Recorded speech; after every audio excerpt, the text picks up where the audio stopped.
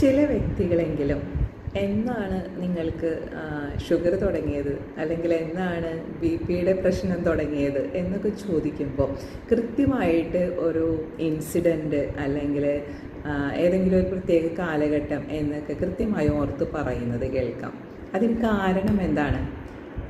നമ്മുടെ psychological process, അതായത് നമ്മുടെ തോട്ട്സ്, ഫീലിങ്സ്, ബിഹേവിയർ, ഇതും നമ്മുടെ നെർവസ് സിസ്റ്റം എന്ന് പറയുമ്പോൾ നമ്മുടെ ബ്രെയിനും സ്പൈനൽ കോഡും പിന്നെ ബാക്കി എല്ലാ അവയവങ്ങളും തമ്മിൽ ബന്ധിപ്പിക്കാനുള്ള നെർവ്സും ഇതെല്ലാം ഉൾപ്പെട്ടതാണ് നെർവസ് സിസ്റ്റം എന്ന് പറയുന്നത്.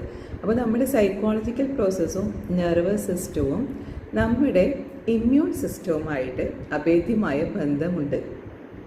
അപ്പോൾ നമ്മുടെ സൈക്കോളജിക്കൽ പ്രോസസ്സായിട്ട് നമ്മുടെ തോട്ട്സ്, ഫീലിങ്സ് എന്ന് പറയുന്നതിൽ പ്രത്യേകിച്ചും നമ്മുടെ നെഗറ്റീവ് ഫീലിങ്സ് എന്ന് പറഞ്ഞു കഴിഞ്ഞാൽ ഏതെങ്കിലും തരത്തിലുള്ള ആങ്സൈറ്റിയോ ഡിപ്രഷനോ അല്ലെങ്കിൽ നെഗറ്റീവ് ഫീലിങ്സ് എന്ന് നമ്മുടെ ദേഷ്യം, ഇതെല്ലാം നമ്മുടെ ഇമ്മ്യൂൺ സിസ്റ്റത്തെ ബാധിക്കുന്നുണ്ട് എന്നർത്ഥം.